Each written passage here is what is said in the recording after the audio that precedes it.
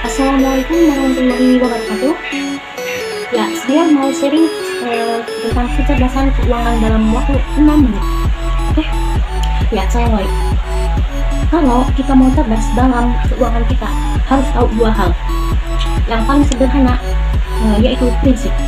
Namun jarang orang banyak tahu tentang dua hal ini. Nah, jadi kita harus tahu. Jadi yang pertama, apa itu pendapatan? Nah, dan jenis-jenisnya. Yang kedua, apa itu pengeluaran dan jenis-jenisnya. Yang pertama itu income atau pendapatan, dan yang kedua itu spending atau pengeluaran. Jadi keduanya itu saling beriringan ya. Nah, lalu pendapatan itu ternyata terbagi menjadi 3 macam lagi. Yang pertama itu yang namanya active income, yaitu kerja baru dapat income, yang mana jika Anda jadi pegawai negeri, jadi developer, atau jadi pedagang, jadi pembicara, jadi guru, yang mana kalau kalian setelah melakukan pekerjaan tersebut Anda mendapatkan uang gitu ya. Nah, itu yang dinamakan dengan active income.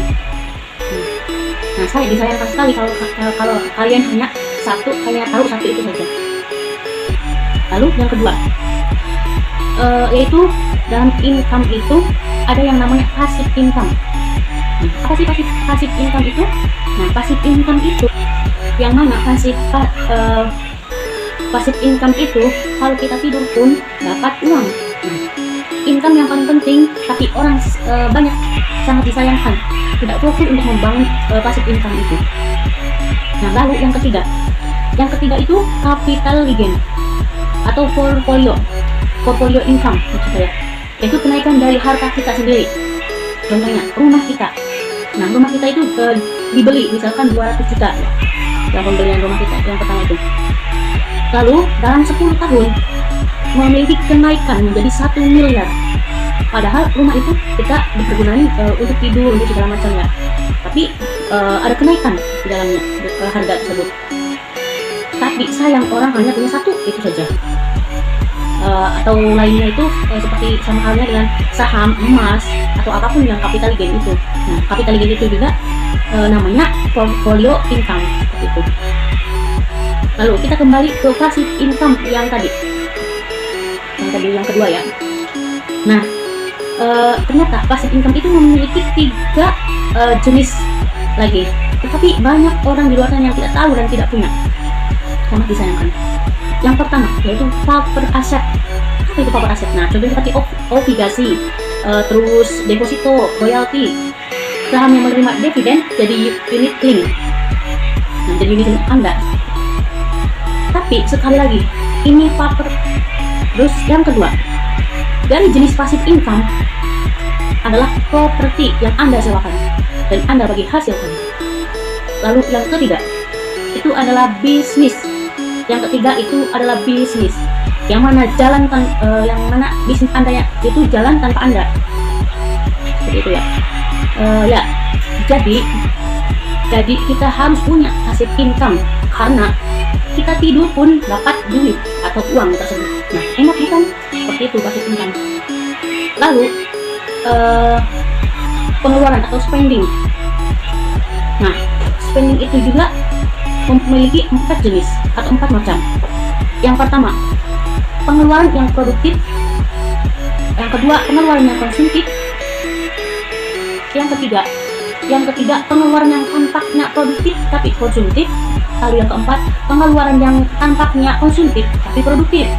Nah, yang pengeluaran produktif dulu ya. Pengeluaran yang produktif itu pengeluaran Anda sendiri. Itu apa pengeluaran Anda sendiri itu? Seperti halnya tambah karyawan, nambah mesin, beli properti, lalu disewakan. Semua pengeluaran yang meningkatkan aktif, pasif, dan portfolio income itu adalah pengeluaran Anda yang produktif. Lalu yang kedua, pengeluaran yang konsumtif, pengeluaran yang konsumtif. Pengeluaran yang konsumtif itu ada 3 macam. Yang pertama, pengeluaran yang langsung habis. Nah, istilahnya Anda nambah karyawan, nambah mesin, tapi ternyata apapun yang keluar, duit apapun yang keluar duit itu langsung habis. Untuk makan, minum langsung habis. Lalu yang kedua namanya passive spending. Apa itu passive spending? Contohnya seperti cicilan mobil Anda, cicilan rumah Anda, cicilan rumah kan bisa naik. Nah, tetapi cicilan Anda juga termasuk spending, gitu. Walaupun kalau misalkan tidak bisa bayar cicilan tersebut, maka disita, langsung disita. Itu aja ya. Ya. Cicilan Anda, cicilan Anda itu langganan A, langganan B, langganan internet, apapun yang keluar terus itu sebenarnya passive spending, gitu ya. Kemudian yang paling berbahaya itu yang ketiga, invisible spending.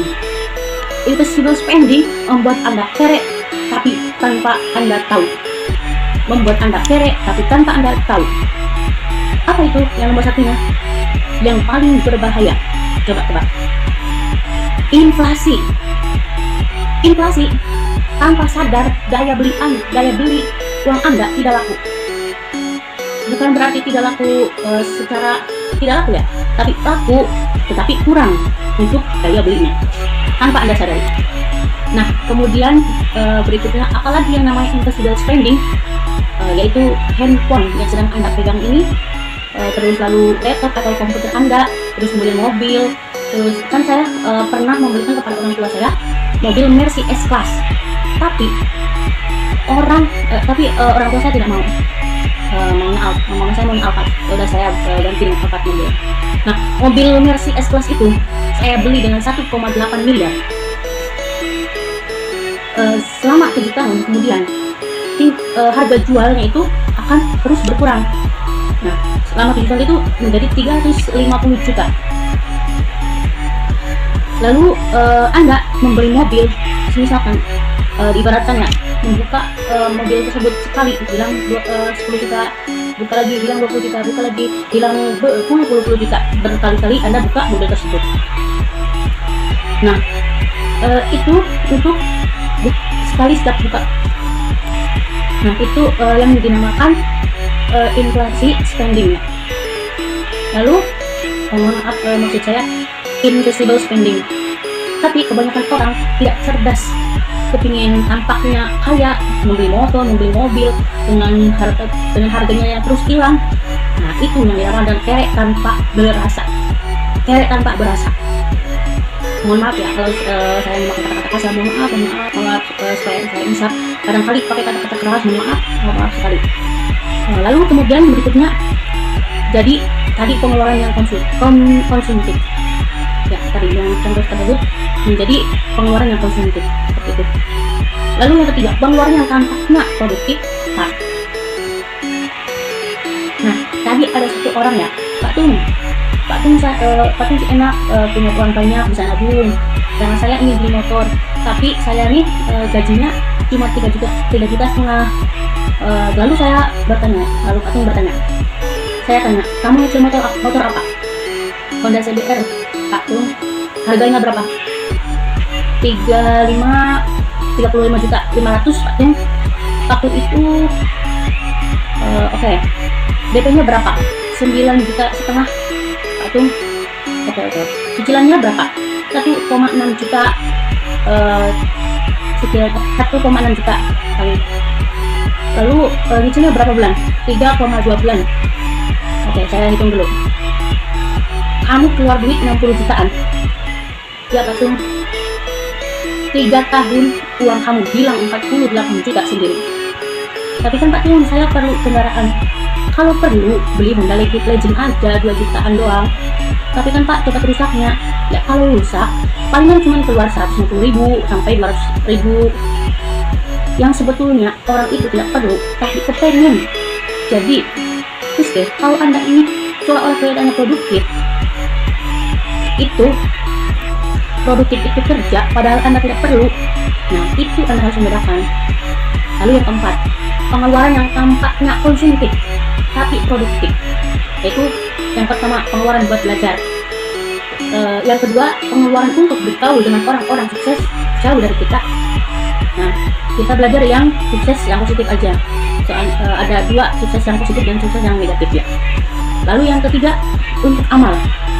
Banyak orang itu kebanyakan gaya, padahal gaya itu sama dengan tekanan. Nah, gaya itu sama dengan tekanan. Itu hukum alam. Apabila hidup Anda banyak tekanan, berarti Anda kebanyakan gaya. Kalau masa tua Anda banyak tekanan, berarti masa mudanya Anda banyak gaya. Boleh Anda gaya, tapi dengan cara. Nah, cara apa? Bagaimana caranya? Yaitu dengan passive income. Anda, misalkan Anda segede gajah, gaya Anda segede kerbau, maka Anda cerdas secara keuangan. Semoga bermanfaat. Saya Tung Desa Maringin, salam dahsyat. Wassalamualaikum warahmatullahi wabarakatuh.